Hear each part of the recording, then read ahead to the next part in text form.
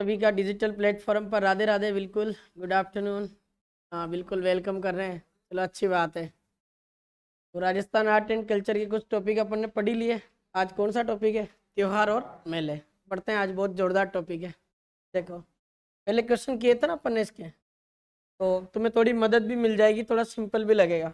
देखो एक तो अपने राजस्थान में अपन जब त्योहार और मेले पढ़ते हैं ना, तब उससे पहले अपन को एक राजस्थान में त्योहारों के बारे में कहावत है वो याद रखनी। मैंने बताया था, तुम्हें ध्यान हो तो। तीज त्योहारा बावड़ी ले डूबी गणगौर, ये अपने राजस्थानी त्योहारों के बारे में ये कहावत है और इसका अर्थ भी अपन को याद रखना है। तीज त्योहारा बावड़ी ले डूबी गणगौर, ये अपने राजस्थानी त्योहारों के बारे में कहावत कही गई।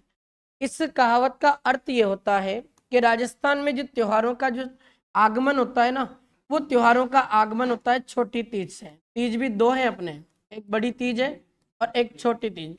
छोटी तीज का पर्व आपके आता है श्रावण महीने में, और श्रावण महीने के शुक्ल पक्ष की तृतीया को ये छोटी तीज आती है। ये कहावत ये कहती है कि राजस्थान में त्योहारों का आगमन इस दिन से माना जाता है। फिर इसमें ये लास्ट में जो अपना एक त्योहार लिखा हुआ गणगौर, गणगौर का पर्व आपके आता है चैत्र माह में, और चैत्र माह के शुक्ल पक्ष की तृतीया को मनाई जाती आपके कौन सा त्योहार? गणगौर। अब ये कहावत यूं कह रही कि राजस्थान में आपके, बात बंद कर दो, राजस्थान में अगर आपसे पूछे कि त्योहारों का आगमन किस तिथि से होता है, बहुत गजब का सवाल है और काफी बार पूछा हुआ। त्योहारों की शुरुआत या त्योहारों का आगमन राजस्थान में छोटी तीज से होता है, जो श्रावण महीने के शुक्ल पक्ष की तृतीया को आती। आगे इसको पूरा डिटेल से पढ़ेंगे। छोटी तीज अपने राजस्थान में जयपुर की प्रसिद्ध है। पति और पत्नी के प्रेम का प्रतीक माना जाता है इस त्योहार को। प्रकृति प्रेम का त्योहार भी माना जाता है। कौन से त्योहार को? छोटी तीज।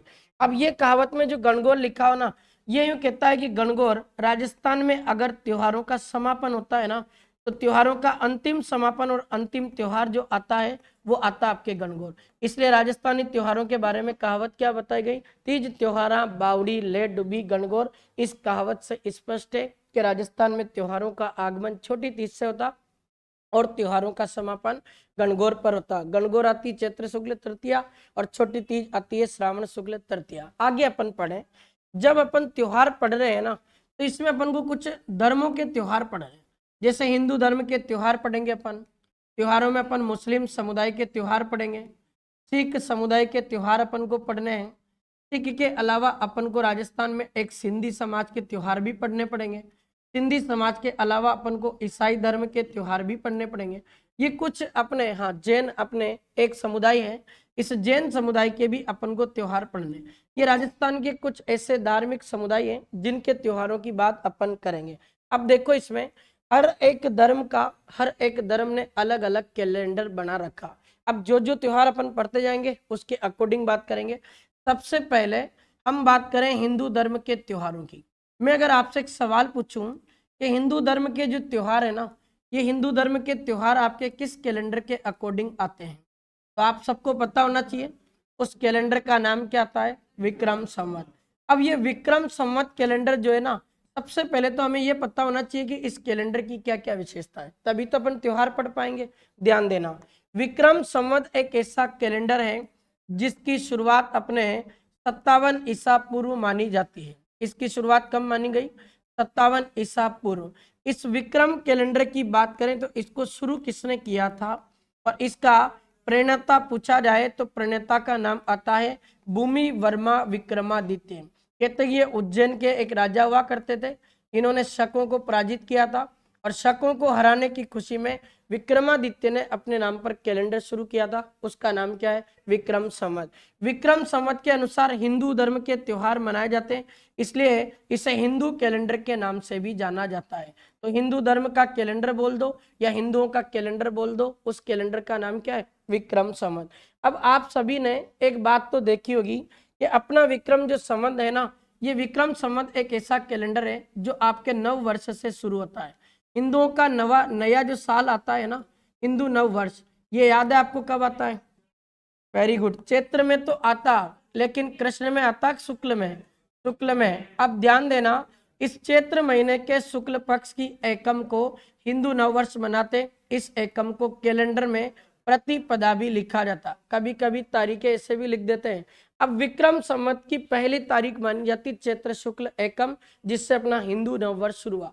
अब हिंदू नववर्ष जो शुरू हुआ ना भाई, इसी दिन क्यों शुरू किया गया? बाद में कर लेते या फिर कोई विशेष दिन रख लेते। ऐसा क्या हो गया इस दिन जो इसको हिंदू नववर्ष बनाया? ध्यान देना। अगर इसमें पूछे जाए कि इसके कारण, एक तो पहला कारण तो यह है कि भगवान जो श्री राम है, इन भगवान श्री राम का राज्य अभिषेक हुआ था इस दिन। राजा के पद पर अयोध्या के राजा राम का अभिषेक हुआ था और भगवान श्री राम का राज्य अभिषेक हुआ, इसलिए हिंदुओं का नया साल किस दिन से शुरू हुआ? चैत्र शुक्ल एकम को। इसका दूसरा कारण देखो, आप सभी ने धर्मराज युधिष्ठिर का नाम सुना होगा। महाभारत में पांडवों में धर्मराज युधिष्ठिर का अभिषेक भी इसी दिन हुआ था और इसको भी इसी दिन राजा बनाया गया था, इसलिए इसके राज्य अभिषेक को भी इसी दिन किया गया। इसके अलावा तीसरा बड़ा ये कारण बताया जाता कि जो अपने ब्रह्मा जी हैं, इन ब्रह्मा जी ने सृष्टि का जो सर्जन किया था ना, कि जो आज अपने संसार चल रहा है, इस सृष्टि का निर्माण भी अपने ब्रह्मा जी ने चैत्र शुक्ल एकम को किया था। इस प्रकार से 2-3 लॉजिक है, इनके अकॉर्डिंग हिंदुओं का पहला दिन माना गया चैत्र शुक्ल एकम और इसी से अपने हिंदू नववर्ष की क्या मानी जाती? शुरुआत मानी जाती। आगे देखना, हम बात करें कि विक्रम संवत के अनुसार आपके 12 महीने होते हैं। कितने महीने होते हैं? 12। अब इन 12 महीनों में से ध्यान देना, एक तो आपको ये याद होना चाहिए कि पहला महीना कौन सा होता है? प्रथम महीना आता है अपना चैत्र माह। कौन सा महीना? चैत्र। और 12 महीनों में अगर आपसे पूछे कि अंतिम महीना बताओ, तो सबसे लास्ट महीने का नाम आता है आपके फाल्गुन। क्या नाम है? फाल्गुन। इसमें 2 सवाल और बताता हूँ, याद रखना। अगर आपसे पूछे कि हिंदुओं का जो कैलेंडर है जिसके 12 महीने हैं, उन 12 महीनों में से सर्वाधिक जो त्योहार है वो किस महीने में आते हैं? सर्वाधिक त्योहार आपके हिंदू धर्म के किस महीने में? भाद्रपद महीने में। जब पढ़ेंगे तब अपन कम से कम 25-30 त्योहार पढ़ेंगे। इन 12 महीनों में से हिंदुओं का अगर सबसे पवित्र महीना पूछा जाए तो सबसे पवित्र महीना माना जाता श्रावण। किसको माना जाता? श्रावण। क्यों माना जाता? क्योंकि श्रावण का महीना भगवान शिव को समर्पित है और शिव को समर्पित होने के कारण हिंदू अपना पवित्र महीना किसको मानते हैं?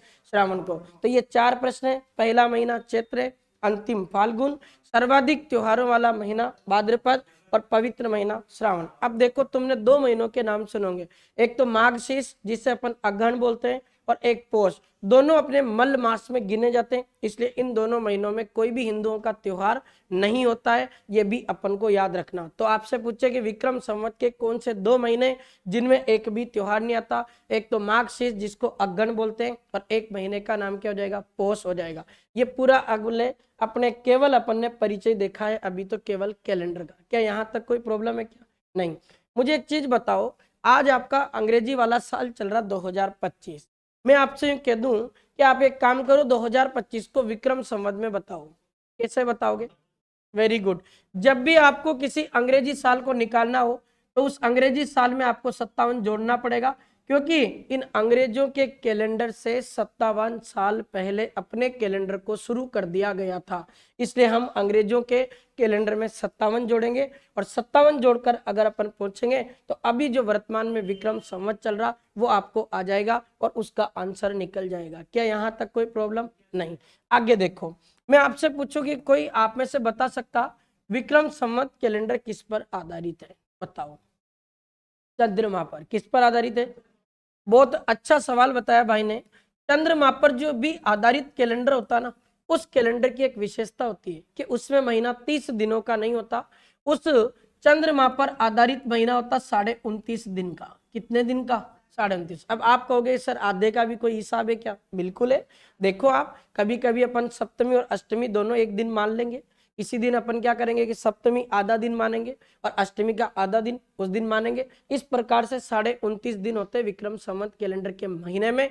29.5 को अगर 12 से गुणा करोगे ना तो इसका उत्तर अपने आएगा और इसको 12 से रिप्लाई करोगे तो अपना आंसर आएगा 354 या 55 दिन।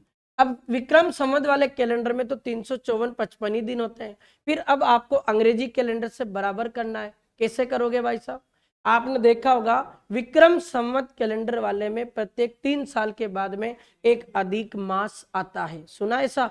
अब विक्रम संवत में वो अधिक मास क्यों आता? इसलिए आता कि 354, 355 और 365 दिन होते एक साल में, 10-12 दिन का फर्क है। अब 12 दिन को अपन को कंट्रोल करके चलना है, तो अगर ऐसे देखें तो 10-10 दिन को जोड़ के देखें तो 3 सालों में 30 दिन हो जाएंगे और उस एक महीने को वहां अपन कवर कर लेंगे। अब आप कहोगे सर 354 ही दिन क्यों होते हैं? इसलिए होते, कभी कभी अपने महीने में क्या होता, हम त्रयोदशी और चतुर्दशी दोनों को एक मान लेंगे, सप्तमी अष्टमी को मान लेंगे। ऐसे अपने 12 महीनों की तिथियों में 10 दिन कम आते हैं और 10 दिन कम आने के चक्कर में प्रत्येक 3 साल में एक अधिक मास आता। वो अधिक मास किस कैलेंडर में आता? विक्रम संवत। अब मुझे कोई आप में से बताओ कि सर ऐसा क्या हो गया कि अपन ने विक्रम संवत में एक अधिक मास को जोड़ दिया? कोई लॉजिक है क्या?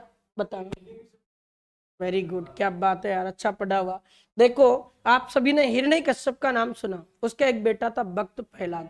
कहते कि भक्त प्रहलाद तो विष्णु भगवान का भक्त था।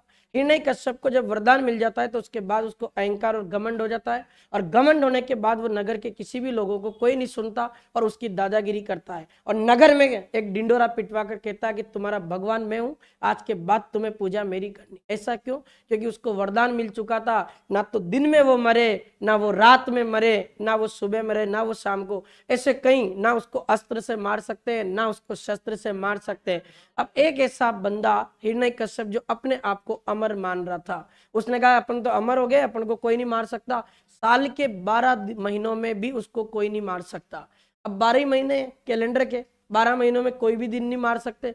तो अब भगवान विष्णु ने सोचा कि इसका कैसे अंतिम करेंगे अपन, और इसको समाप्त कैसे करें। कहते भगवान विष्णु ने इस हिरण्यकश्यप को मारने के लिए इस अधिक मास का कॉन्सेप्ट रचा था। ये वहां से आया अपने विक्रम संवत कैलेंडर में। हर 3 साल में जो एक अधिक महीना जोड़ा जाता ना वो। फिर तुम्हें पता होगा कि भक्त प्रहलाद को मारने का प्रयास करता, दीवार को तोड़ता है और कहता कि कहाँ है तेरा भगवान, और भगवान विष्णु नरसिंह के रूप में अवतार लेते, क्योंकि उसको वरदान था ना तो मुझे कोई जानवर मार सकता ना मुझे कोई मानव। भगवान ने अवतार लिया था नरसिंह, इसका मतलब आधा मानव आधा शेर। मतलब भगवान ने सारे उसके जितने भी कारनामे किए थे सारों को बुला दिया, और उस हिरण्यकश्यप को शाम के समय जो गोधूली वेला का समय होता गायों का आने का, उस समय उसको बीचों बीच घर के दरवाजे के बीच मारा गया था। क्योंकि उसको यह भी वरदान था कि ना मैं घर में मर सकता हूं ना मैं घर के बाहर मर सकता हूं, उसको दरवाजे के बीचों बीच मारा गया था। और भगवान नरसिंह ने अपने हाथों की जो उंगलियां थी,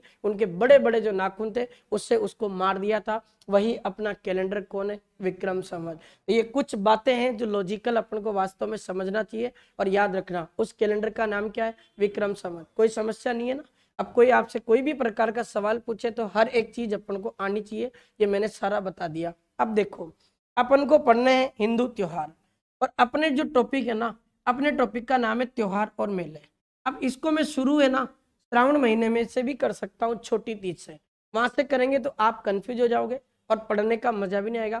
अपन एक एक महीनों को देखेंगे तो थोड़ा अपने समझने में भी मजा आएगा। देखो, इस टॉपिक को पढ़ाने से पहले मैं आपको एक चीज पढ़ाना चाहता हूँ, भले ही आपको आते हैं।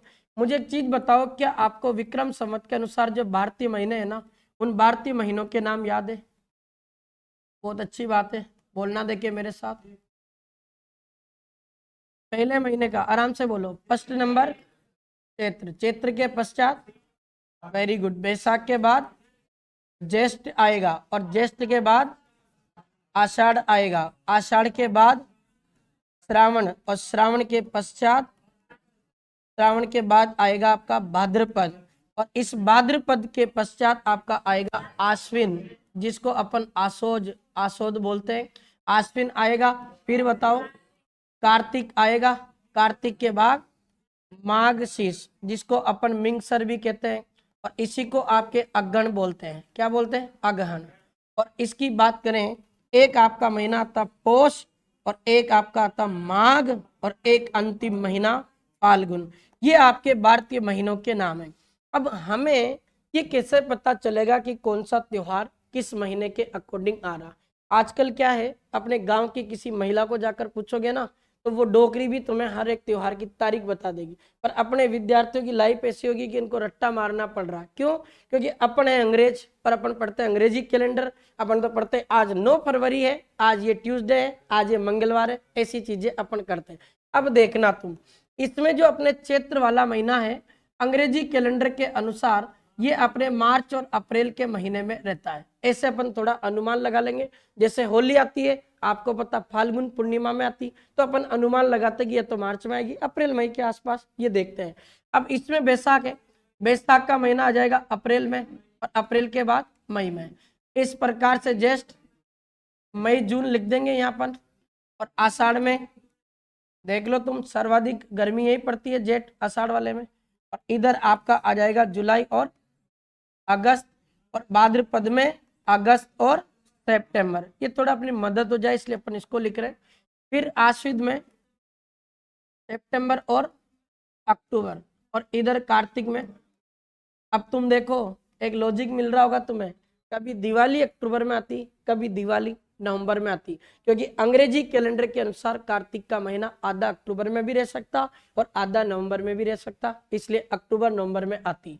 अगन वाला देखें, ये आपका आ जाएगा नवंबर दिसंबर का समय, और ये पोष में, और आपका ये समय रहता दिसंबर जनवरी का, और ये माघ आपका जनवरी फरवरी। देख लो आज आपके माघ महीना चल रहा, अभी 2-3 दिन इसके बच रहे होंगे, और फरवरी चल रहा है, ये यहाँ गया। और फाल्गुन आपका आएगा फरवरी मार्च में। ये अपने 12 महीनों के अकॉर्डिंग अपन को अंग्रेजी कैलेंडर भी याद रखना। अब ये वाली तारीखें ना केवल तुम्हारे याद करने के उद्देश्य से, बाकी एक भी क्वेश्चन अपने यूं नहीं आएगा कि 14 फरवरी को कौन सा दिवस है। हाँ तुम्हें पता है, इसीलिए तो कहा मैंने। चलो कोई ना, देखो इधर यहाँ अपन बात करते हैं हम। और सबसे पहले हमें पढ़ना है चैत्र महीने के त्योहार। कौन से महीने के, यहाँ ध्यान देना। सारे त्योहारों को मैं बहुत अच्छे से तुम्हें पढ़ाने का प्रयास करूंगा, और मुझे आशा और उम्मीद है कि तुम्हें ये समझ में आ जाएगी सारी चीजें। देखो सबसे पहले चैत्र महीना है। इस महीने के त्योहार को पढ़ने से पहले 2 शब्द समझने पड़ेंगे। महीने के त्योहार पढ़ते ना, एक तो उसमें आता कृष्ण पक्ष, और एक उसमें क्या आता। जिस विद्यार्थी ने इन 2 को समझ लिया ना, भले वो त्योहार नहीं भी याद करेगा ना, तब भी उसको तिथियां याद रह जाएगी और कंफ्यूजन दूर होगा। कैसे, मैं अभी आपके सामने बात करूं कि ये अपना 15 दिन का एक पखवाड़ा आता, और 15 दिन का एक पखवाड़ा जिसमें अपन लिख देते पूर्णिमा। ठीक है, ये पूर्णिमा लिख दिया अपन ने। एक 15 दिन के पश्चात आपका क्या आता, बहुत इंपॉर्टेंट बात है, इसको समझना है अच्छे से। अब तुम देखना, इसमें जो अपने ये पूर्णिमा से लेकर जो अमावस्या के बीच का जो 15 दिन का समय है, 15 दिन ही है। इन 15 दिन के समय को तो गिना जाता है कृष्ण पक्ष में। अब आप कहोगे कि सर क्यों गिना जाता, कारण बताऊंगा अभी। और याद रखना, अमावस्या से लेकर पूर्णिमा के बीच में 15 दिन का समय, ये आपका कौन सा पक्ष है। कभी कभी कैलेंडर में शुक्ल पक्ष को सुदी भी लिखा जाता, और आपके कृष्ण पक्ष को लिखा जाता बुधि। कभी कभी एग्जामिनर क्या करता कि समझदार होता है ना, तो कृष्ण और शुक्ल नहीं देता, और ये सुदी और बुधि डाल देता है, इसलिए अपन को याद रखना। अब मुझे एक चीज बताओ आप, मैं आपसे पूछूं कि अपने महीने का आखिरी दिन कौन सा होता, पूर्णिमा ही होता है ना, महीने की समाप्ति। महीने का अंतिम दिन आपका पूर्णिमा होता है। ठीक है, ये तो अपन ने देख लिया। मैं आपसे एक सवाल पूछूं नॉर्मल सा, कि चांद जो अपना चंद्रमा है ना, ये चंद्रमा अमावस्या के दिन पूरा दिखता है या पूर्णिमा को, पूर्णिमा को दिखता है ना। अब आपका पूर्णिमा जो है, इस दिन आपको चांद आपका दिख रहा, लेकिन आपको ये भी पता कि यहाँ चंद्रमा जो है ना पूर्णिमा के दिन एकदम अपनी चांदनी रात रहेगी। अब धीरे धीरे अपन जैसे जैसे अमावस्या की ओर बढ़ेंगे, मुझे एक चीज बताओ, क्या चंद्रमा का प्रकाश कम होगा बढ़ेगा, कम होगा। आप धीरे धीरे अमावस्या की ओर बढ़ोगे तो यहाँ चंद्रमा का प्रकाश कम होगा, कम होगा तो अंधेरा रहेगा, अंधेरा रहेगा तो अंधेरे को अपन देखेंगे काले से, काला बोल सकते ना। अब काले को बोलेंगे तो भगवान श्री कृष्ण के नाम पर रख दिया अपन ने, क्योंकि उनका रंग था सांवला, और भगवान श्री कृष्ण को संदर्भित करते हैं इस पक्ष का नाम क्या रखा, कृष्ण पक्ष। और इधर अमावस्या से धीरे धीरे अंधेरे से अपन प्रकाश की ओर बढ़ रहे हैं, और उस प्रकाश वाली चांदनी रात के लिए अपन पक्ष बनाएंगे कौन सा, शुक्ल पक्ष। क्या बनाएंगे, शुक्ल। और अपने एक गाना भी तो बना हुआ, राधा क्यों गोरी मैं क्यों काला। भगवान श्री कृष्ण इसलिए काले कि उनका जन्म हुआ था कृष्ण पक्ष में, और राधा इसलिए गोरी कि उसका जन्म हुआ था चांदनी रात के शुक्ल पक्ष की अष्टमी को, इसलिए वो गाना तक बना दिया। पर अपन ने तो कभी लॉजिक लगाया नहीं, आपने क्या काम है, गाने से सुन लो, बढ़िया लगे तो, नहीं तो कोई मतलब नहीं है। तो ये आपके हो गए पक्ष। क्या ये दोनों चीजें आ गई क्या। अब मैं आपसे पूछूं कि जैसे ये पूर्णिमा, एक उदाहरण के लिए दूं, मैंने ये लिखा अभी चैत्र पूर्णिमा, ठीक है, आपको पता कि चैत्र महीने का समापन हो गया पूर्णिमा पर, ठीक है, ये महीने का अंतिम दिन है। मुझे बताओ इस चैत्र के बाद अगला महीना, अब मुझे तो आप ये जवाब दे दो बस केवल कि मैं इसके आगे कौन सा पक्ष लिखूं, क्या लिखूं, क्या समझ में आया क्या? पूर्णिमा से अमावस्या की ओर चलेंगे तो आपका आएगा कृष्ण पक्ष, और अमावस्या से पूर्णिमा की ओर चलेंगे तो आएगा शुक्ल पक्ष। ये दो बातें याद रखना, त्योहार में सबसे बड़ी बात यही है। अगर ये चीजें समझ में आ गई तो फिर त्योहार तो वैसे ही समझ में आ जाएंगे। आगे देखो, यह अपन बात करेंगे अब चैत्र महीने के त्योहारों की, और चैत्र महीने के त्योहार भी कौन कौन से अपन को पढ़ने, देखना बहुत अच्छे से समझाऊंगा। ये मैंने लिख दिया चैत्र महीना, मुझे पहले इस चैत्र महीने के कृष्ण पक्ष को आपको पढ़ाना है। कौन से पक्ष को? कृष्ण पक्ष को। अब इसकी तारीखें याद रखना पड़ेगा। कैसे? अगर मैं यूं बात करूं कि इसमें कौन कौन सी तारीख आपको याद रखना है, अभी मैं इसकी कुछ तारीखें लिखता हूं।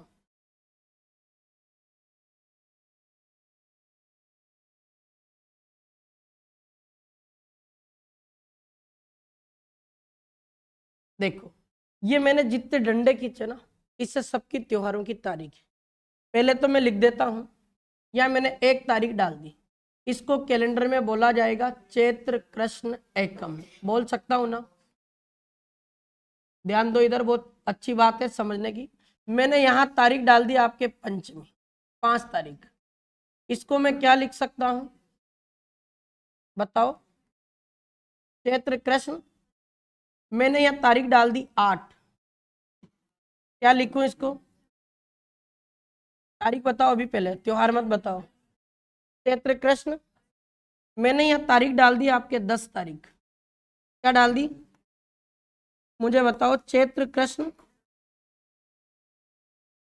और मैंने इसके आगे तारीख लिखी 11, क्या लिखूं इसको? चैत्र कृष्ण एकादशी लिख दूं? ठीक है, अब देखना दो, मैंने यह तारीख लिखी 13 तारीख, क्या लिखूं इसको? क्या लिखूं? चैत्र कृष्ण। अब मैंने यहाँ त्रयोदशी लिख दी, उसके बाद मुझे 15 तारीख लिखनी है, अब क्या लिखूं? वेरी गुड, बहुत बढ़िया, यही पूछना था। अमावस्या आएगी कृष्ण पक्ष में, तो ये चैत्र महीने की अपन ने क्या लिख दिया? अभी तुम्हारे सामने केवल तारीखें लिखी है, और इन तारीखों से अब सारे त्योहार याद करवा दूंगा।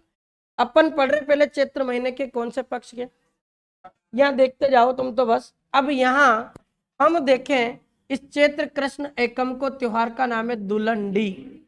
अब ये दुलंडी है ना, ये समझ में नहीं आएगी, क्यों नहीं आएगी, इसको समझाना पड़ेगा। मैं आपसे एक बात बोलूं कि मुझे एक सिंपल बात बताओ, होली का जो त्योहार है ना, होली कब आती है? कब आती है? और मुझे आप एक बात बताओ, फाल्गुन आपके विक्रम संवत कैलेंडर का अंतिम महीना है कि नहीं है? अंतिम महीने का अंतिम दिन है कि नहीं है पूर्णिमा? अंतिम दिन है, तो इस फाल्गुन के बाद पहला महीना कौन सा शुरू होगा?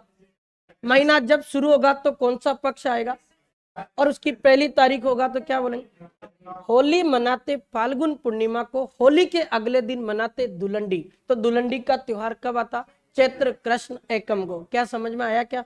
आगे देखो, इस चैत्र कृष्ण पंचमी को रंगों का त्योहार मनाया जाता, और इसे बोला जाता रंग पंचमी। क्या बोलते हैं भाई? रंग डाले जाते पंचमी के दिन, इसलिए रंगों का त्योहार है, तो नाम दे दिया रंग पंचमी।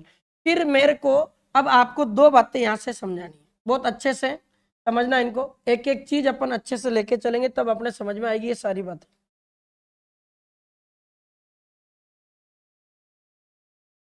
देखो मेरे, अब चैत्र महीने का आ गया कृष्ण पक्ष, और इस चैत्र महीने के कृष्ण पक्ष में एक त्योहार याद रखना, उस त्योहार का नाम है शीतला अष्टमी। अभी बताऊंगा शीतला अष्टमी को क्या क्या खास है, सारी चीजें बताऊंगा, बस केवल त्योहार पढ़ा दूं। फिर चैत्र कृष्ण दशमी को, यह अपने कोई त्योहार की तारीख नहीं है, एक मेला याद रखना बस, राम रावण मेला। कौन सा मेला? और ये राम रावण मेला बढ़ता है बड़ी सादड़ी में, बड़ी सादड़ी स्थान पड़ता है आपके चित्तौड़ में। कहाँ पड़ता? चित्तौड़ में। ये आपके बढ़ता नौमी से द्वादशी तक पर इसकी मुख्य तारीख पूछे तो चैत्र कृष्ण दशमी हो जाएगा, राम रावण मेला। इस चैत्र कृष्ण एकादशी को भी कोई फिक्स तारीख नहीं है, इस दिन 2 मेले बरते, याद करो। एक तो मैंने तुम्हें जौहर मेला पढ़ाया था, और जौहर मेला आपके राजस्थान में कहाँ आयोजित होता? चित्तौड़गढ़ में आयोजित होता है, दुर्ग में। ये चित्तौड़गढ़ दुर्ग में आपका जौहर मेला हो जाएगा। कल परसों जब देवता पढ़ा रहा था तब मैंने तुम्हें मलिनाथ जी पढ़ाए थे और बताया तुम्हें कि मलिनाथ पशु मेला जिसकी शुरुआत आपके चैत्र महीने की कृष्ण पक्ष की एकादशी से होती है और शुक्ल पक्ष की एकादशी तक बढ़ता। मुझे बताओ मलिनाथ पशु मेला कहाँ बढ़ता? तिलवाड़ा। तिलवाड़ा कहाँ है? बालोतरा में है, अभी पहले बाड़मेर में था। लूनी नदी के किनारे है। राजस्थान का सबसे प्राचीनतम पशु मेला माना जाता और इस मेले की शुरुआत मोटा राजा उदय सिंह ने की थी। किसने की थी? मोटा राजा उदय सिंह ने। समझो आराम से। फिर अपन बात करें इसमें जौहर मेले की, तो ये चित्तौड़गढ़ दुर्ग में आयोजित होता। अब कौन सी तारीख है? चैत्र कृष्ण त्रयोदशी। इसको त्योहारों में बोला जाता रंग तेरस। क्या बोलते हैं? रंग तेरस। अब इसका भी 2-3 लॉजिकल सवाल है, वो अभी बताऊंगा। चैत्र महीने की अमावस्या, इस चैत्र महीने की अमावस्या को 2 मेले बढ़ते, मैं बताता हूं। एक तो पाबूजी राठौड़ का जन्म हुआ इसी दिन, इसलिए पाबूजी राठौड़ का मेला बढ़ता इनके मंदिर वाले स्थान पर। बताओ, कल परसों ही पढ़ाया, इनका मंदिर कहाँ है? अरे भूल गए क्या? कोलूमंड गांव कहाँ है? फलोदी में। ये कोलूमंड गांव फलोदी में आपके किसका मेला भर दिया? अपने पाबूजी का। और देखो यहाँ से एक और जोरदार बताता हूँ बात। बांसवाड़ा जिले में बिलों का एक मेला भरता, और बांसवाड़ा जिले में बिलों का मेला भरता गोटिया अंबा माता मेला। और ये गोटिया अंबा माता मेला आपके बांसवाड़ा नामक स्थान पर है। और इसकी बात करें तो ये स्थान अपने राजस्थान में सोने के भंडारों के लिए भी फेमस है। यहाँ अपने 5 पांडवों और मां कुंती का भी मंदिर बना हुआ। गोटिया अंबा माता मेला बिलों का सबसे बड़ा मेला, इसलिए इस मेले को बिलों का कुंभ कहते हैं। जबकि आदिवासियों का कुंभ कौन है? बेणेश्वर धाम मेला। याद रखना, तो गोटिया अंबा माता मेला बिलों का सबसे बड़ा मेला है, इसलिए इस मेले को अपने राजस्थान में बिलों के कुंभ के नाम से भी जाना जाता। तो बिलों का कुंभ पूछे, ये गोटिया अंबा माता मेला जो चैत्र महीने की अमावस्या को आयोजित होता। अब ये तो अपन ने केवल अभी तक तो ऊपर ऊपर से बातें की है। अब इसकी जो स्पेशल फैक्ट वाली बातें ना, वो सारी मैं बता देता हूँ। देखो, सबसे पहले अपन को चैत्र महीने की तारीखों के त्योहार याद रखने थे। कृष्ण पक्ष में बोलना मेरे साथ, चैत्र कृष्ण एकम को क्या मनाते हैं? चैत्र कृष्ण पंचमी को रंग पंचमी, चैत्र कृष्ण अष्टमी को, और चैत्र कृष्ण दशमी को कौन सा मेला? राम रावण का मेला। कहाँ बढ़ता? बड़ी सादड़ी चित्तौड़। और आपसे पूछे चैत्र महीने के कृष्ण पक्ष की एकादशी को कौन सा मेला? जौहर मेला। कहाँ बढ़ता? चित्तौड़ में। एक कौन सा मेला? मलिनाथ पशु मेला। कहाँ बढ़ता? तिलवाड़ा बालोतरा। और चैत्र कृष्ण त्रयोदशी को रंग तेरस आती है, और चैत्र अमावस्या को 2 मेले बढ़ते। पाबूजी राठौड़ का मेला कोलूमन गांव फलोदी, गोटिया अंबा माता मेला बांसवाड़ा, और गोटिया अंबा माता मेले को बिलों का क्या कहते हैं? कुंभ। अब इसके जो और पॉइंट बच गए ना, वो सारे समझाता हूँ। देखना इधर, बहुत गजब से हैं और शानदार पढ़ेंगे अपन। या ध्यान दो तुम, तो फिर लिख लेना बाद में। दुलंडी वाला दिन। अब इस दुलंडी के बारे में पढ़ना है अपन को। इसके जो जो पॉइंट है सारे पढ़ाता हूँ। दुलंडी का पर्व आपके मनाया जाता होली के अगले दिन। होली के अगले दिन का मतलब चैत्र महीना, और कृष्ण पक्ष की 1 तारीख, तो 1 कम बोल देंगे, ठीक है। होली दुलंडी एक ऐसा त्योहार है जिसको राजस्थान के लोक देवता इलोजी की स्मृति में मनाया जाता। इलोजी अपने एक ऐसे लोक देवता हैं जिन्हें अपने राजस्थान में छेड़छाड़ के देवता के रूप में भी जाना जाता है। आगे अपन बात करेंगे इनकी, जब वो क्लास के सवाल करेंगे ना देवताओं की, तब बताऊंगा पूरा। देखो, तुम सबको पता कि हिरण्य कश्यप की एक बहन थी, और हिरण्य कश्यप की बहन का नाम क्या था? होलिका। इस हिरण्य कश्यप की बहन का नाम अपन लिख देंगे होलिका। कहते कि होलिका को एक वरदान मिला था, और होलिका को वरदान ये मिला था कि अगर ये आग में भी प्रवेश कर जाए ना, तब भी आग इसको जला नहीं सकती। हिरण्य कश्यप का बेटा था भक्त प्रहलाद, और भक्त प्रहलाद भगवान विष्णु का बड़ा भक्त था। ये अपने पिता को समझा रहा था कि पिताजी, इतना घमंड अच्छा नहीं है, और आपको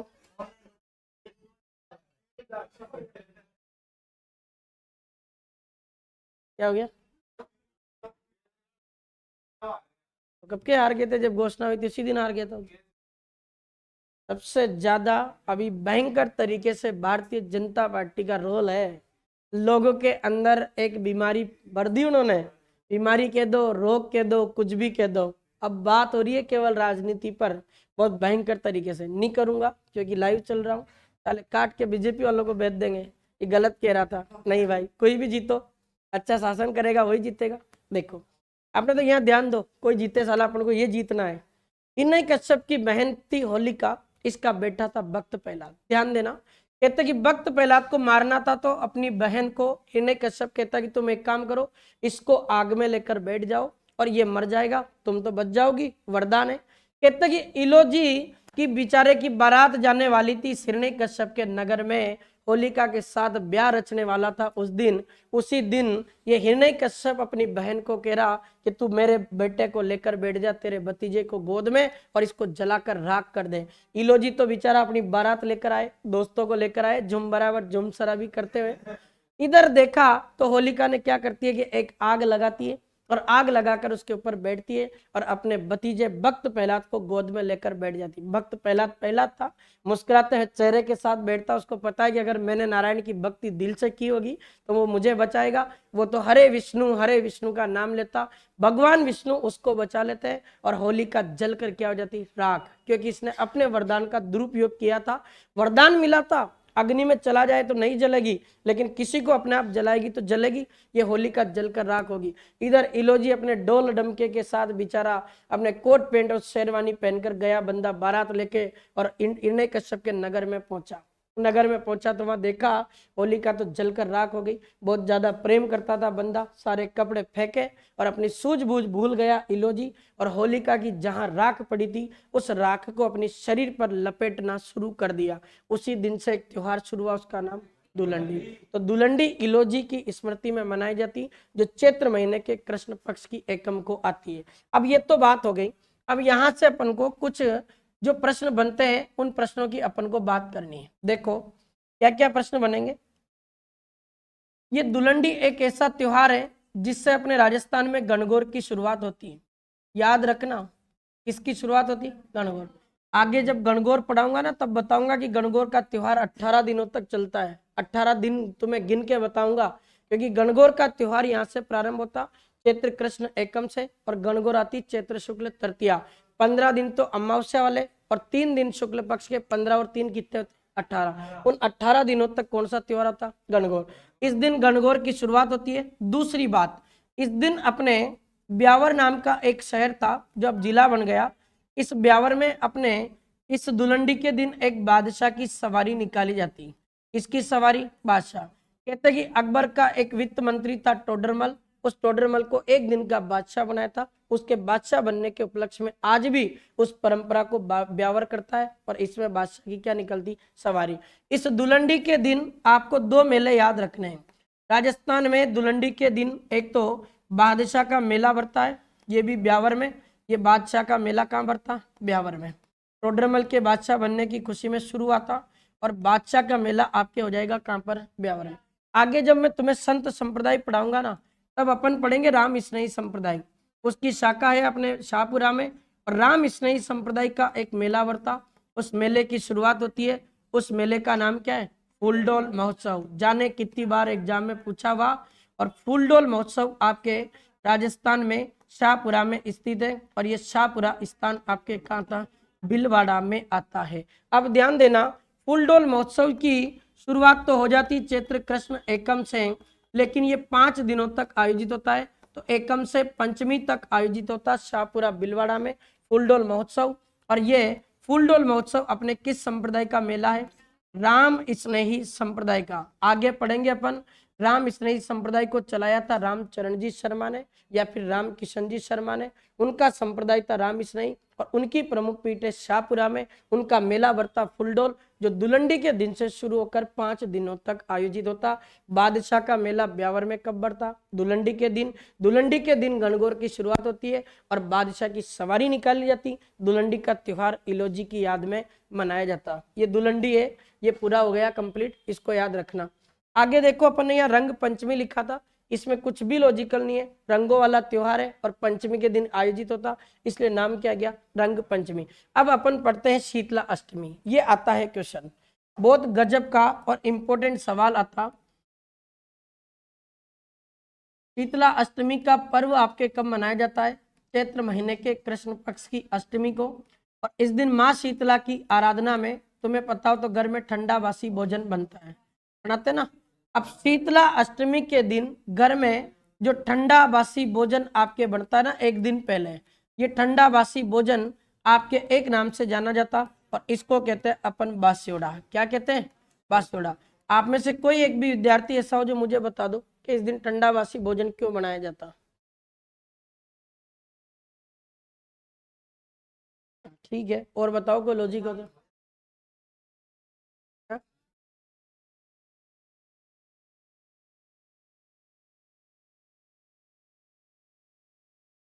दादी जी जिंदा हो ना तो दादी जी को पूछना कि दादी जी शीतला अष्टमी के दिन ठंडा बासी भोजन क्यों बनाए, डोकरी बता देगी। और तुम पढ़ रहे हो, इतने बड़े हो गए अपन, अपने घर वालों के साथ बैठकर ऐसी चीजें तो वहां सीख सकते अपन। ले देखो, कहते हैं कि शीतला माता एक समय एक बालिका का रूप धारण करके किसी नगर में घूम रही थी। उस नगर के लोगों की परीक्षा ले रही थी। शीतला माता बालिका का रूप धारण करके नगर में घूमती है, तो उस नगर में क्या हुआ कि एक जगह इनको भूख लगने की आभास हुआ। भूख लगने का आभास हुआ तो उस घर में क्या है कि चावल वगैरह बन रहे थे, खुशबू आ रही थी बाहर तक। शीतला माता उस बालिका के रूप में घर के बाहर खड़ी होती है और उस घर की जो भी महिला थी उससे कुछ चावल वगैरह की डिमांड करती, खाने की चीज की। उस समय वो महिला क्या करती कि छत से देखती है, उसने देखा कि ये बालिका रोज ही आ जाती है, इसके जैसे खूब आते दिन में 50। उसको क्या पता था कि आज देवी अपनी परीक्षा ले रही है। कहते हैं कि शीतला माता ने उस बालिका के रूप में उस महिला की परीक्षा ली। उस महिला ने इसको चावल रखने की बजाय ऊपर छत से चावल का गर्म उबला हुआ पानी इसके शरीर पर डाल दिया। शरीर पर जब पानी डाला तो गर्म भयंकर पानी था, पूरे शरीर पर उस बालिका के अपने क्या हो गए, अपने ये क्या बोलते उसको, काले नहीं, फपोले, पूरे शरीर पर फपोले पड़ गए और पूरा शरीर फूलकर उसका फपोले जैसा हो गया। गांव के लोग इकट्ठे हुए, गांव के लोगों ने देखा कि ये क्या हुआ। फिर उन्होंने एक माताजी की आराधना की, माताजी से रिक्वेस्ट की कि अगर ये बालिका सही हो जाएगी तो हम आज के दिन ये प्रण लेते कि किसी भी गर्म वस्तु का सेवन ग्रहण नहीं करेंगे और आज के दिन हम सब लोग, गांव के लोग, ठंडा खाना खाएंगे, ठंडा बासी खाना। इसीलिए तो अपन एक दिन पहले खाना बना लेते हैं। शीतला अष्टमी के दिन अपना चूल्हा नहीं जलाया जाता, क्यों? क्योंकि उस गांव में उस बालिका की भयंकर तबीयत खराब हो गई थी और गांव के लोगों ने उस बालिका को बचाने के लिए ठंडे बासी भोजन में रखा था। उसी दिन से परंपरा शुरू हुई और आज भी अपन ठंडा बासी भोजन बनाते, जिसको क्या कहते हैं, बासुड़ा। ऐसे थोड़ी बना लो, ऐसे ही कुछ भी कह दो। याद करो रे भाई, यार मजा नहीं है। तुम धर्म मानते हो, हिंदू धर्म, अभी तुम्हारे धर्म के ऊपर कोई कमेंट कर दे, तुम है ना यार घर से हथियार लेकर बाहर निकल जाओ, हमारे ऊपर कैसे बोल दिया। सालों को ये पता नहीं धर्म की विशेषता क्या है और हथियार लेकर निकल जाएंगे। बहुत बेकार है, कहाँ जा रहा अपना देश कोई पता नहीं। क्या? हाँ, नहीं नहीं, वो सही है, आपको बताओगा जरूर। मारवाड़ वाले तो मारवाड़ वाले भाई साहब, इनको कल्चर आती है। अपन सब ऐसे हैं। ठंडा बासी भोजन बनता, उसको क्या कहते हैं, बास्योड़ा कहते हैं। अब देखना तुम, इस बास्योड़ा को तो हो गया। शीतला माता का मंदिर है आपके चाकसू में, तो शीतला माता का मेला भरता इस दिन। और शीतला माता का मेला भरता शील की डुंगरी चाकसू जयपुर में, याद रखना। और इनका मंदिर बनवाया था माधव सिंह फर्स्ट ने, ये भी अपन ने पढ़ा था। और एकमात्र ऐसी देवी जिसके मंदिर में खंडित प्रतिमाओं की पूजा होती है, वो देवी भी कौन है, शीतला माता। और शीतला माता को चेचक रक्षक देवी, बच्चों की संरक्षिका, मात्र संरक्षिका, सेडल, महामाया, इन सब नामों से जाना जाता। किस देवी को? शीतल माता, सॉरी शीतला माता। अब ध्यान देना, इस शीतला अष्टमी के दिन अपने राजस्थान में एक गधों का मेला भरता है। ये अभी आया था सीईटी में। गधों का मेला आपके जयपुर जिले में एक लुणियावास नाम की एक बहुत बड़ा स्थान है। इस लुणियावास तहसील का कोई एक गांव पड़ता और उस गांव का नाम आता बावगढ़ बंदिया। अभी सीईटी में पूछा था ये। तो बावगढ़ बंदिया एक स्थान है अपने लुणियावास जयपुर में, जहां पर खलकानी माता का मंदिर बना हुआ। कौन सी देवी का? और राजस्थान में खलकानी माता को गधों की देवी के रूप में पूजा जाता है। और गधों में राजस्थान टॉप पर है, सर्वाधिक गधे अपने बाड़मेर में, पशु की बात कर रहा हूँ, किसी पे कमेंट नहीं कर रहा हूँ, ध्यान रखना, ठीक है। तो जयपुर में अपने लुनियावास, इसमें खलकानी माता का मंदिर है जिसको गधों की देवी कहते हैं। इन गधों का मेला भी आपके शीतला अष्टमी के दिन बढ़ता। अब ये आए नहीं आए, पर इससे रिलेटेड एक शानदार पॉइंट है। शीतला अष्टमी के दिन आपके राजस्थान के मारवाड़ क्षेत्र में गुड़ला त्योहार भी मनाया जाता और गुड़ला नृत्य भी किया जाता। अब इसके एक दो पॉइंट बताऊंगा, बाकी अपन को कहानी वगैरह से कोई मतलब नहीं है। मैंने जिक्र भी किया होगा तुम्हारे सामने कि मारवाड़ का एक राजा था सातलदेव राठौड़ के समय क्या होता कि बनाड़ या पनाड़ गांव था अपने पीपाड़ गांव जोधपुर में, उसकी 140 कुमारी कन्याएं गणगौर का पूजन कर रही थी।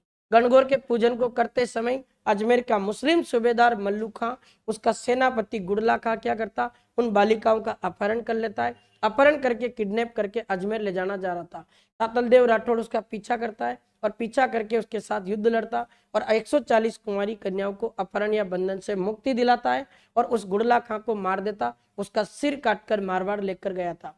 सातलदेव राठौड़ ने गुड़ला खां के सिर में खूब सारे तीर मारे थे, इसलिए उसको छेदीलाल बना दिया था और सिर में छेद कर दिए थे। इसलिए आज भी मारवाड़ में उस सातलदेव राठौड़ की याद में छिद्रित मटका रखकर महिलाओं द्वारा सिर पर उसके अंदर दीपक जलाकर एक नृत्य किया जाता, नाम गुड़ला नृत्य। तो ये गुड़ला नृत्य और गुड़ला त्योहार शीतला अष्टमी पर के दिन ही प्रारंभ होते हैं जो गणगौर तक चलते हैं। अब ध्यान देना, यहाँ बहुत इंपॉर्टेंट बात बता रहा हूँ। गुड़ला एक ऐसा त्योहार है जो आपके मारवाड़ क्षेत्र की महिलाओं की आजादी का प्रतीक माना जाता। स्वाभाविक सी बात है, उन बालिकाओं को अपहरण से मुक्ति दिलाई थी, तो महिलाओं की आजादी का प्रतीक है ये अपने कौन सा त्योहार, गुड़ला। ये जो अपने शीतला अष्टमी से होता है प्रारंभ और आपके गणगौर तक चलता, ये भी अपन को याद रखना है। महिलाओं की आजादी का प्रतीक गुड़ला एक ऐसा नृत्य है जो आपके मारवाड़ क्षेत्र का फेमस है। और गुड़ला नृत्य में याद रखना, इसकी बात करें तो इसमें महिलाएं भाग लेती है और महिला अपने सिर पर क्या रखती है, छिद्रित मटका। तो छिद्रित मटका रखकर महिला जो नृत्य करती है उसका नाम है गुड़ला। और इस गुड़ला नृत्य को भी शीतला अष्टमी से प्रारंभ किया जाता, जो भी आपके मारवाड़ में सातलदेव राठौड़ की याद में होता। उस त्योहार का नाम क्या है, शीतला अष्टमी। 3 पॉइंट याद रखने हैं। एक तो शीतला माता की आराधना में ठंडा बासी भोजन बनता, बासुड़ा कहलाता है। शीतला माता का मेला बढ़ता चाकसू जयपुर में। गधों का मेला बढ़ता बावगढ़ बंदिया लुनियावास जयपुर में। गधों की देवी कौन है, खलकानी माता। तोरसेन में बढ़ता, पर वो बढ़ता माघ शुक्ल सप्तमी को, वहां भी गधों का मेला है, वो माघ शुक्ल सप्तमी को बढ़ेंगे अपन आगे। और गधों का एकमात्र अभ्यारण्य आपके झुंझुनू में डुंडलोद नाम की जगह पड़ती है वहां पर, ठीक है। और ये गुड़ला त्योहार गुड़ला नृत्य कहाँ के, मारवाड़ के। अब आगे देखो, इसमें अपन ने ये राम रावण मेला देख लिया था एकादशी। इसके 2 पॉइंट बता रहा हूँ, बहुत गजब के बताऊंगा। चैत्र महीने के कृष्ण पक्ष की त्रयोदशी को क्या थी, रंग तेरस।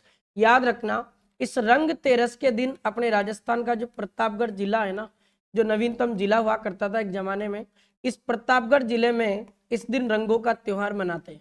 हम तो दुलंडी मनाते रंगों के त्योहार के रूप में, और प्रतापगढ़ जिला क्या करता है कि रंगों के त्योहार के रूप में रंग तेरस के दिन आयोजित करवाता है। इसे रंगों का त्योहार कहते हैं। और ये प्रतापगढ़ में कब होता, चैत्र कृष्ण त्रयोदशी को।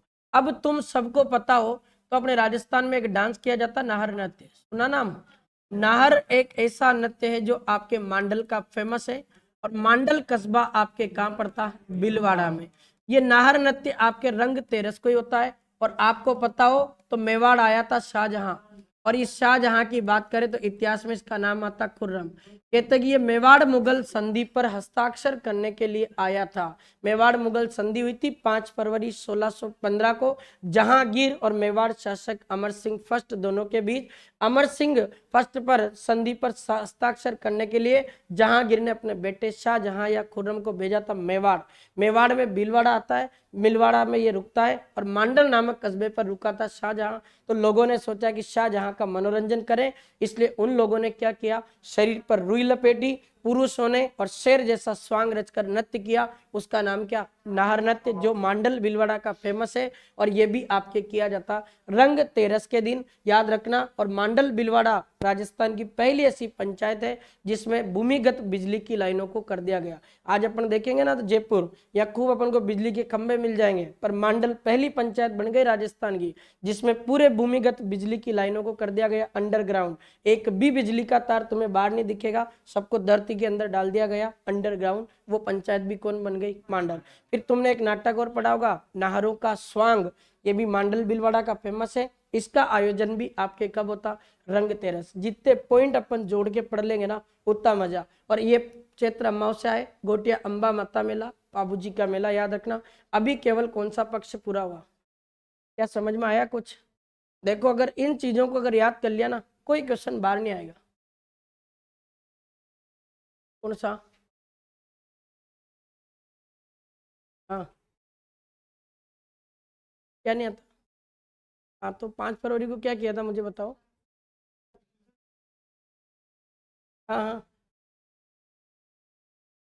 ये तारीखों में ये लिखा गया, अब पता नहीं, देखो राम जाने क्या है सच में। वास्तव में देखो तो चैत्र तो मार्च और अप्रैल में आता, पर संधि की तारीख बताई जाती 5 फरवरी 1615। इतिहास विजेताओं द्वारा लिखा गया, उन्होंने जैसा लिखा वैसा लिख दिया और अपन उसको पढ़ रहे हैं। इतिहास एक ऐसा सब्जेक्ट है जो विवादित है, उसकी अपन कुछ नहीं कह सकते कि उसकी फिक्स तारीख है या नहीं है। कौन जीता भला किसको पता भाई? जिसकी जीत हो गई उसने ही लिखवा दिया, मैंने इनको ढंग से ठोका था। अरे भले उसने ठोका ही नहीं, ढंग से ठुक के आया वो, ऐसा भी तो हो सकता है। भले जीत गया युद्ध पर लिखवाएगा वो, तो इतिहास विवादित है। पर बाकी ये रंग तेरस याद रखना तारीख।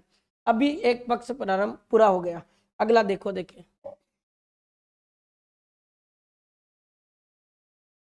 देखना, अब चैत्र महीने का कौन सा पक्ष पढ़ना है? शुक्ल पक्ष। इसका एक त्योहार तो मैंने पढ़ ही दिया तुम्हें, हिंदू नववर्ष। देखो एक बार, चैत्र महीने का हमें पढ़ना है शुक्ल। देखना इसकी तारीखें बताऊंगा पहले।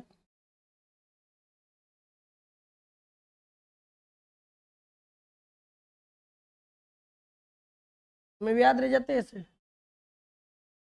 की बात है। देखो, फर्स्ट तारीख, 3 तारीख, इस 3 4 में 5 दोनों पढ़ लेंगे इसमें। एक 8 तारीख, एक आपको याद रखनी 9 तारीख, 11 तारीख भी याद रखनी इसमें। चैत्र शुक्ल, हाँ सॉरी 11 नहीं, 13 और एक 15। अब देखो पहले पहली तारीख को मुझे इसका नाम लिखना, क्या लिखूं? चैत्र शुक्ल एकम। अभी याद करो, अभी पढ़ाया तुम्हें, इस दिन मनाया जाता हिंदू नववर्ष। अब सारी बातें पढ़ा दी तो बार बार उसको नहीं लिखूंगा मैं।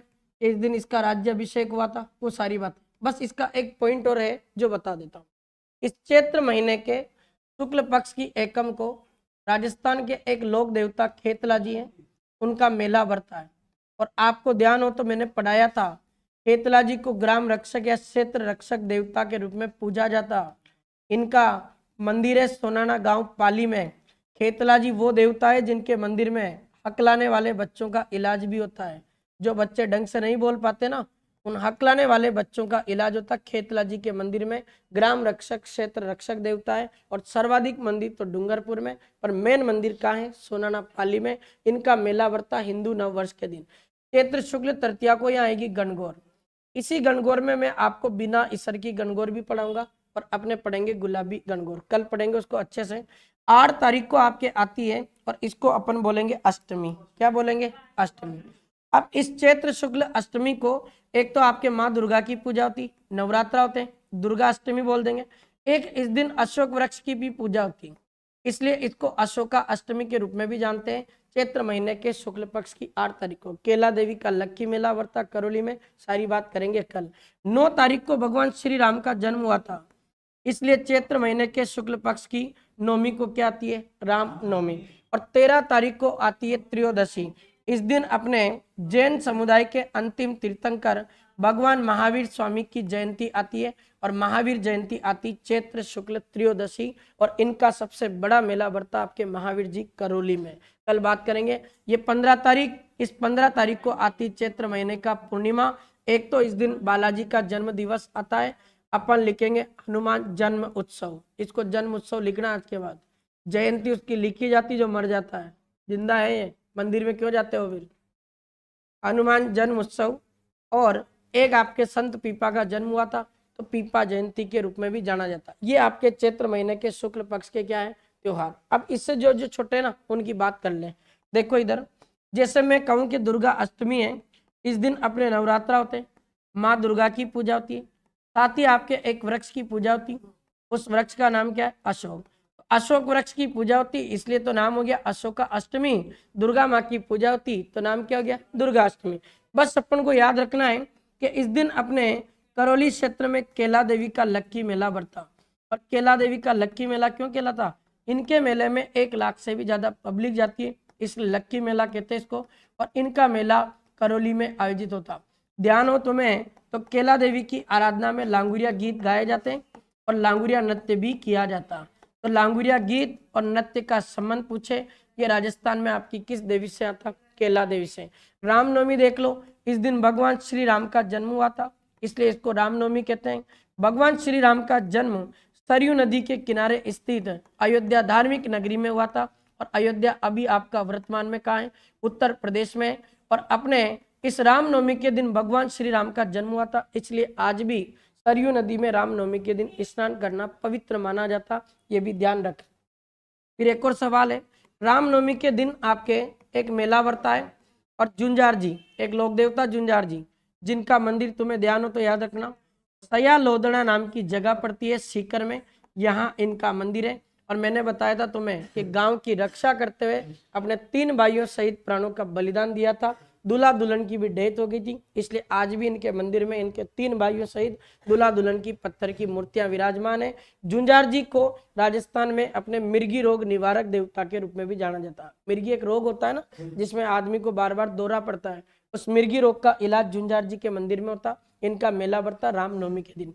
महावीर जयंती याद रख लेना, ये आपके आती है चैत्र महीने के शुक्ल पक्ष की 13 तारीख को। तो चैत्र शुक्ल त्रयोदशी को आपके आ जाती महावीर जयंती। महावीर भगवान की बात करें तो ये जैनों के अंतिम तीर्थंकर थे। और भगवान महावीर जयंती के दिन, इस दिन इनका सबसे बड़ा मेला बढ़ता है महावीर जी का, महावीर जी स्थान पर। और महावीर जी स्थान की बात करें तो ये कहाँ?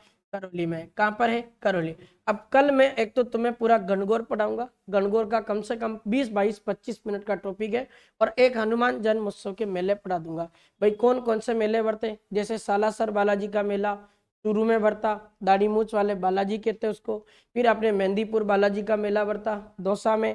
एक अपन देखेंगे खोले के हनुमान जी, ये जयपुर में। सामोद के बालाजी जयपुर में। फिर ऐसे अपने कुछ फेमस मंदिर, पांडुपोल बालाजी अलवर में। ये सारी चीजें देखेंगे, ठीक है। बाकी कल पढ़ते हैं। धन्यवाद।